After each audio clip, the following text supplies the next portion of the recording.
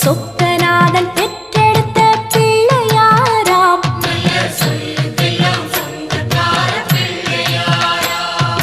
கைலாய மலைய விட்டு தெற்கே வந்தாராம். இந்த பிள்ளையாரு பட்டி கண்டு இருந்து விட்டாராம்.